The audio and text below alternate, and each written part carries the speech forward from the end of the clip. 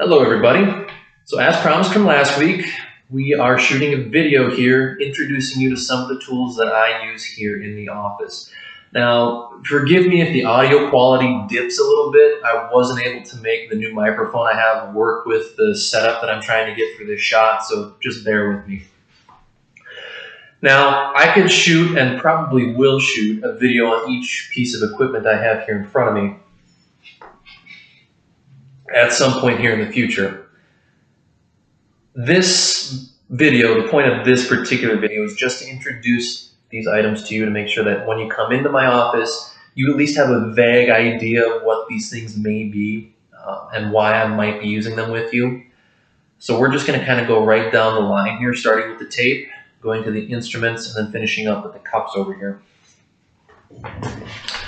So now the tapes that I use, I've got two main brands, and I use them for different things. So this first one right here is a kinesio tape or kinesiology tape.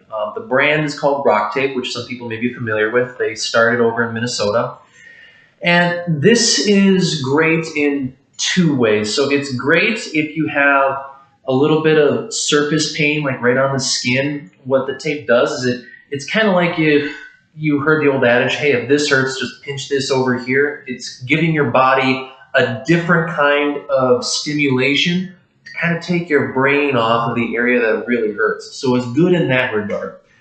The other regard, which is more anecdotal, so basically people see it and they say that this helps with it, is with different things like bruising. They've shown that if you tape using this kinesiology tape, it actually helps the bruise heal faster, which I found kind of interesting when I was going through some of these courses. And like I said, that's an anecdotal thing. I thought it was just really, really cool, and I've tried it on myself, and you can actually trace exactly where the tape is, where the bruise is gone. It's creepy. Now, the tape that I want to focus on here, and the tape that I use more often, is called dynamic tape. And we got two different strengths here. Let me get these out of the way here. So the tan one here is the standard strength. The black one here is the extra strength. Now, I akin these to basically taping on a rubber band. I really, really use these for those acute injuries, those muscle injuries, those strains and those sprains. They're fantastic for still letting you use your muscles and joints in the range of motion that they should be used in, but it takes a little bit of load off of the very angry and hurt muscle, so that if we basically think of it this way, if your muscle hurts operating at 80%, so let's pick a muscle right here. Let's pick my forearm muscles, pretty common one. We got people typing, working with their hands. These muscles get really, really angry pretty often. So let's say that over the course of a couple weeks, it's just getting worse and worse. It's just tight, and now I'm getting like a sharp pain like right in here. I can take this tape and I can tape it as if the muscle itself is working and activating. And so when you relax, that tape there is almost acting like a little muscle. So it actually takes some of that load off the muscle itself. So you can still use the arm, but the tape is actually helping the wrist move and pull this way. So while the muscle can work, it doesn't have to work at 100% to still get the job done. So it helps the muscle relax and calm down, but still lets you go about working through your day-to-day activities. And I love this stuff, really, really do. I've had great results with it, and I really don't have a bad thing to say about it. So this might be something that I will lean to if you've got a recent injury. The black stuff in particular, so I have a tendency, especially when I was a younger athlete, I would roll my ankles. Rather than using the white tape that you see on the sidelines all the time, I would actually probably use this, because the white tape, they're finding after about that 15-minute mark, really loses most of its stability and function. I would lean more towards this, because this still lets your ankle move, which is what you need when you roll it. You still need to work within those painful ranges. But it also really has that catch. So if the ankle starts to roll again, this tape really takes that load off as you're about to roll it. So again, these are the tapes that I like to use in my office. They are probably going to get their own video about some of the common applications, some of the safety tips that I have with these, and if I'm actually just going to use it, they're going to get their own video, long story short. So let's set these aside now. Moving on, I've got different instruments. So here we have what's called a factor instrument. I think this is a factor 3. Don't remember the number, which one it was. And this one is also the rock blade tomahawk. Now, some people may know it by a different name. Some people are more familiar with the Graston tools, which were basically they led the way in a lot of the instrument-assisted soft tissue work. But nowadays, it's just dubbed as IASTM, which again is instrument-assisted soft tissue, either manipulation or manual therapy. I use these tools sometimes as a direct replacement for my thumbs, because for me, my thumbs, they like to bend weird ways, and if I want to work on you guys and be in the community for a few years, these will really take a load off my hands. The other reason and way that I utilize them is to kind of help both bring blood flow to the area and to kind of tune your brain into a spot that I'm trying to work. So if I take this instrument right here, let's see if I can get this in the video. I'm going to work in this spot right here. Now what I'm looking for is a little bit of redness. Before 20 years ago when they were coming up with some research, they said you really had to get in here and almost bruise the tissue. Now they're just showing if it gets a little bit of red, you're starting to show some blood flow to the area. You're doing good. So one is warming up the tissue. It's bringing blood to the area. It's an additional way that I can palpate or feel what's going around right here in the forearm, for example. And this isn't exactly how I'm going to go about it when I'm working on a patient. I usually go much slower, but I'm trying to get this spot a little bit red for the video. And if there's a bundle of tissue underneath the instrument, let's say I find something like right here, I can dig in a little bit, move that spot around, get the skin moving, the fascia, which is the tissue underneath the skin, moving on top of the muscles, and I can just get things kind of unglued, so to speak. It's kind of like if you think of some of the tissues underneath the skin as like hot glue, it's just some spots solidify a little bit and they just catch. This is trying to take that glue gun again and heat it up. The other thing I'm doing too is as I'm taking this instrument across is you almost feel like a little vibration, and that's just where the skin, the instrument's like bouncing a little bit across the skin.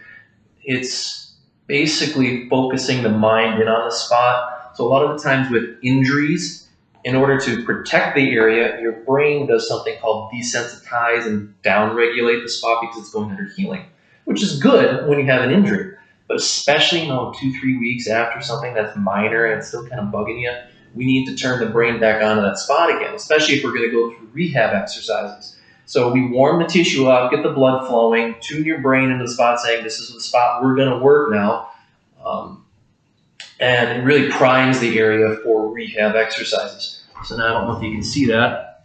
It's kind of one of those obvious, well, duh, you've been rubbing on it, it's going to be red. But that's kind of what I'm looking for. So no real bruising, just a little bit of redness. It's kind of what I go for. Now, some people, like some of my family members, if I do that to you, instant bruise. Some people, their body is just ready to bruise. So it's something we talk about, saying, hey, if you're going to the beach and you got like, red everywhere, and then there's just one little streak of a bruise, that's normal. It's a possible side effect. It's not what we go for, but it is something that I just want to be upfront about. It's a possibility. But that little bit of redness is what we're going for when we work with the instruments here.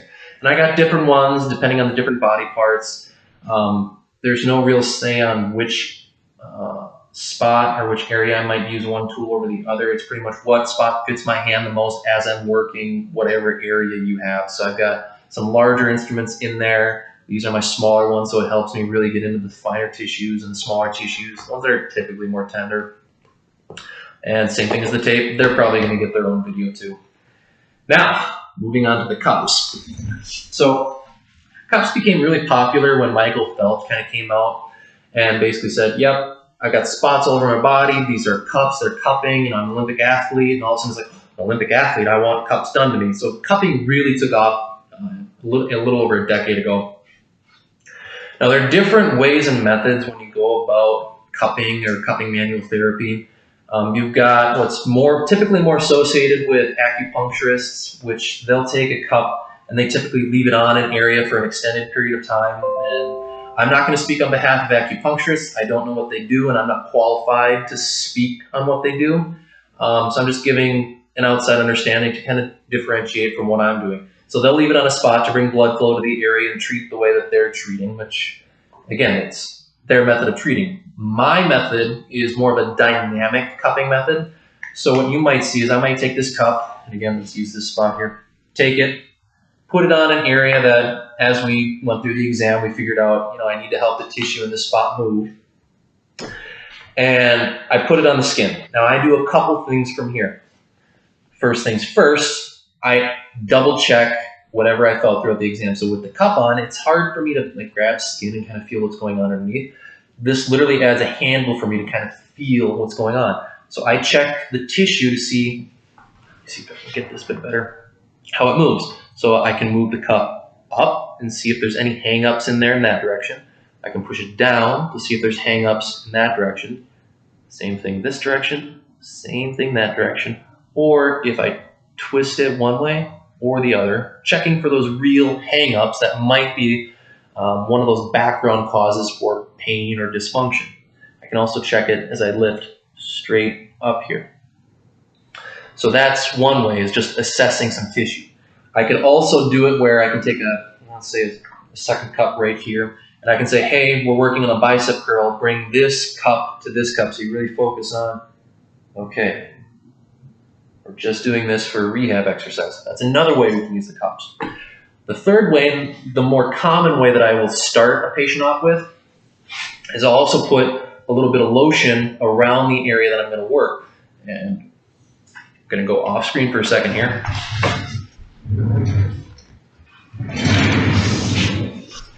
So I take a little bit of lotion,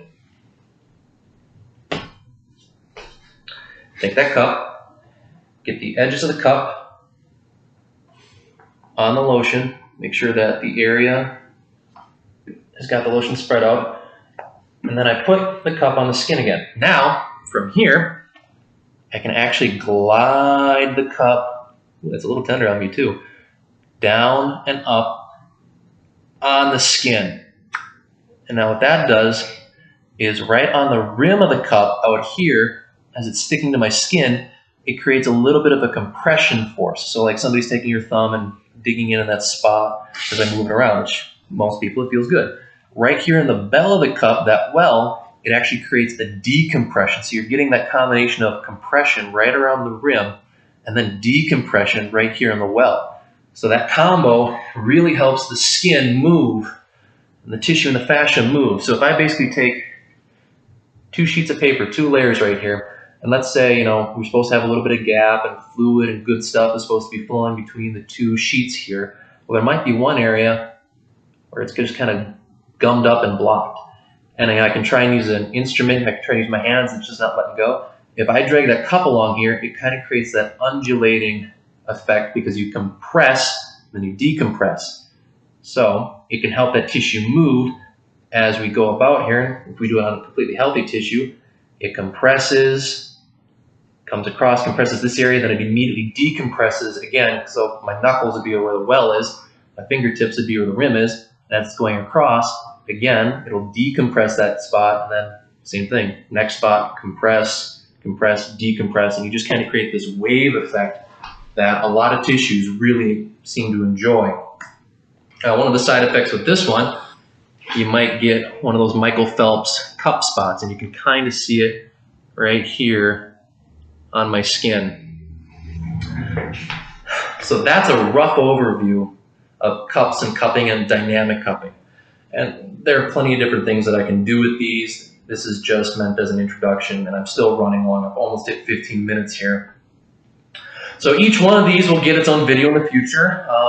Again, in the upcoming months to years, I'll revamp and re-go through these as I get different instruments, have a different approach to things. I'll let you guys kind of know what's going on in my office. Next week's video, we're going to be shooting on the rehab side of my bookcase, as well as my rehab mat, just some of the items that I have, what I might look for, use them. And again, I'll try and keep it 15 minutes or under here. So thank you very much, guys. Have a great weekend. And I'm looking forward to shooting the next video for you guys. See you later.